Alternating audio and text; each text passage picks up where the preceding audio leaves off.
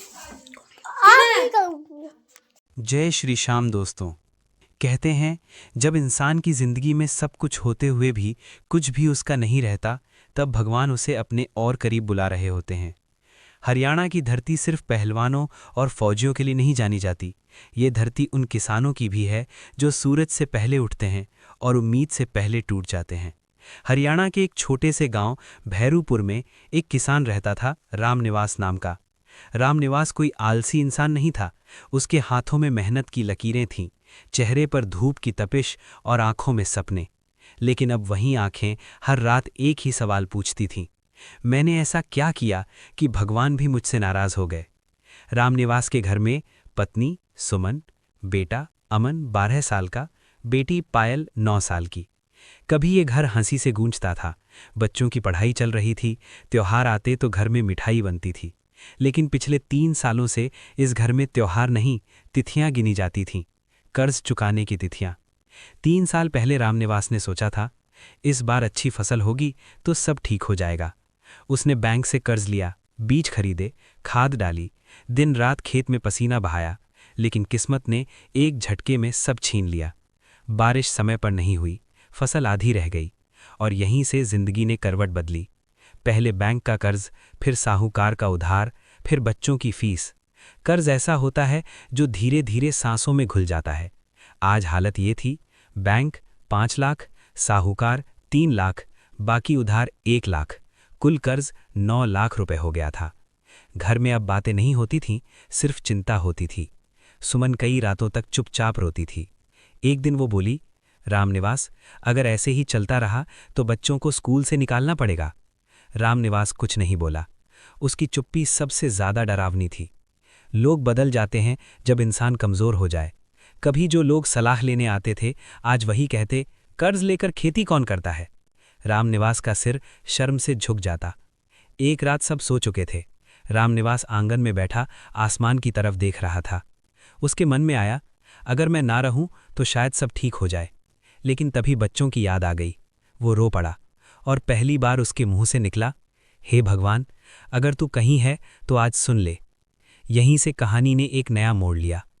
अगले दिन गांव में एक अजीब सी हलचल थी। किसी ने बताया, आज गांव के बाहर श्याम बाबा का कीर्तन है। रामनिवास का इससे कोई लेना देना नहीं था। वो तो बस अपनी परेशानियों से लड़ रहा था। लेकिन शाम को जब वो उधर से गुजरा तो एक भजन लाइन उसके कानों में पड़ गई, हारे का सहारा बाबा श्याम हमारा। उसके कदम अपने आप रुक गए। वो भजन लाइन कानों में नहीं, सीधे दिल में उतरा। उसने पहली बार सुना, लोग कहते थे श्याम उनके लिए आता है जो पूरी तरह हार चुके होते हैं। रामनिवास के मन में एक हल्की सी चिंगारी जली। उस रात रामनिवास ने न दीप जलाया न अगरबत्ती। वो बस जमीन पर बैठ गया और बोला, श्याम, मैंने कभी तुझे याद नहीं किया, लेकिन आज मेरे पास तुझसे सिवा कोई नहीं है। उसकी आवाज़ कांप रही थी। उसी रात उसने सपने में एक आवाज़ आई, डर मत रामनिवास, तेरा कर्ज तेरी परीक्षा है, तेरी सज़ा नहीं। नींद खुली तो आंखें नम थीं, लेकिन दिल हल्का।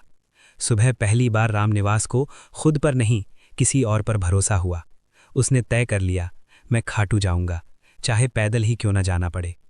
रामनिवास ने जब खाटू जाने का संकल्प लिया तो उसके पास न साधन था, न पैसा, न ताकत, बस एक चीज़ थी, टूटा हुआ दिल और शाम पर भरोसा। सुबह अंधेरा था, मुर्गे ने अभी बांग भी नहीं दी थी। रामनिवास चुपचाप घर के बाहर आया। सुमन जाग गई थी। उसकी आंखों में डर था। इतनी दूर पैदल?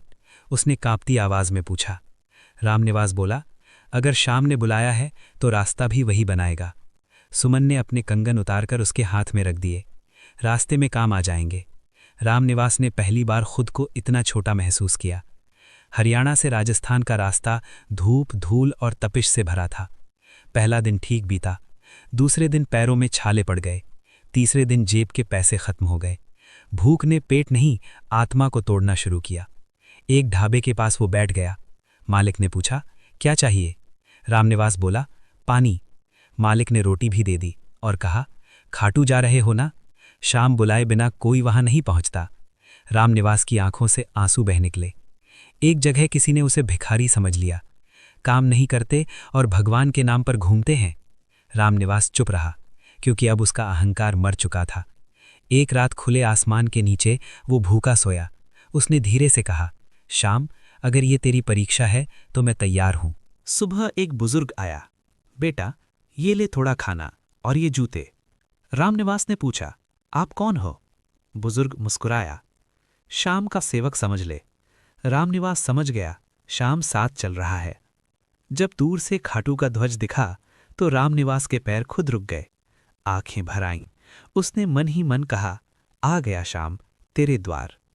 हजारों लोग थे, कोई अमीर, कोई गरीब, लेकिन रामनिवास सबसे टूटा हुआ था। वो सीढ़ियों पर घुटनों के बल बैठ गया। किसी ने कहा, अंदर चलो। जब वो श्याम के सामने पहुंचा तो शब्द खत्म हो गए। उसने कुछ मांगा नहीं, बस बोला, मैं कर्ज लेकर आया हूं, पैसा नहीं। अगर तू चाहे तो इसे यहीं रख ले। उसका सिर चरणों में झुक गया। उसके भीतर एक आवाज गूंजी, जो मुझ पर छोड़ देता है, मैं उसका बोझ खुद उठा लेता हूं। रामनिवास बेहोश सा हो गया। एक पुजारी पास आया और बोला, बेटा, तू खाली हाथ नहीं जाएगा, लेकिन याद रख, श्याम सीधे पैसा नहीं देता, वो रास्ता देता है। वापसी में रामनिवास अलग था।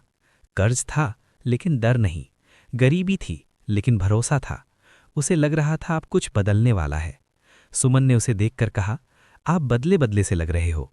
रामनिवास बोला, हाँ, अब श्याम हमारे साथ है।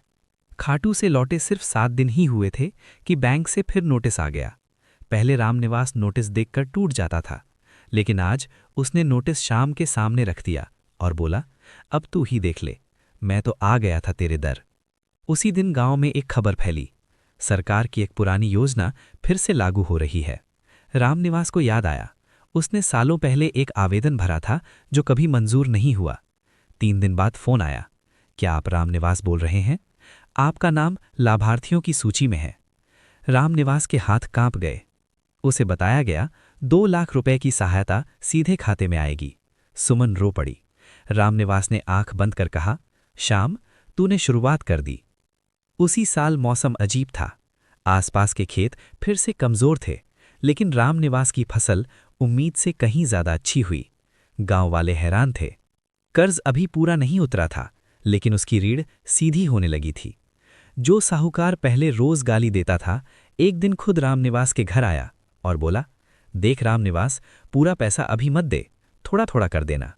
ये वही आदमी था जो पहले जमीन हड़पने की धमकी देता था। रामनिवास समझ गया, श्याम दिल भी बदल देता है। अमन और पायल फिर से स्कूल जाने लगे। उनके चेहरे पर डर नहीं था। सुमन बोली, लगता है घर में फिर से सांस आने लगी है। सुबह उठकर रामनिवास ने तय किया, अगर कर्ज उतरा तो पहला काम शाम का कीर्तन। 2 साल के भीतर बैंक का कर्ज समाप्त, साहूकार का हिसाब पूरा, उधार खत्म। जिस आदमी को सब खत्म समझ चुके थे, वही आदमी आज सिर उठाकर चल रहा था। आज रामनिवास हर साल खाटू जाता है, गांव में शाम संकीर्तन करवाता है, कर्ज में डूबे लोगों को हिम्मत देता है। वो कहता है, श्याम पैसा नहीं देता, सही समय देता है। एक बार किसी ने रामनिवास से पूछा, तुम्हारा चमत्कार क्या था? रामनिवास मुस्कुराया और कहा, मैं जिंदा हूं, यही सबसे बड़ा चमत्कार है। दोस्तों, अगर आज आप भी कर्ज में हैं, दुख में हैं, परिवार टूट रहा है, अपने दूरी बना रहे हैं, तो याद रखिए, श्याम बाबा आपकी परीक्षा ले रहे हैं, पर आपको छोड़ा नहीं है। रामनिवास कोई कहानी पात्र नहीं, वो इंसान है जो टूट कर भी नाम नहीं छोड़ता। बस श्याम बाबा पर विश्वास रखिए। हारे का सहारा श्याम हमारा। दोस्तों, अगर श्याम बाबा पर 1% भी विश्वास है तो वीडियो को लाइक करके कमेंट में जय श्री श्याम लिखें और श्याम बाबा की ऐसी सच्ची कहानी सुनने के लिए चैनल सब्सक्राइब जरूर कर लें।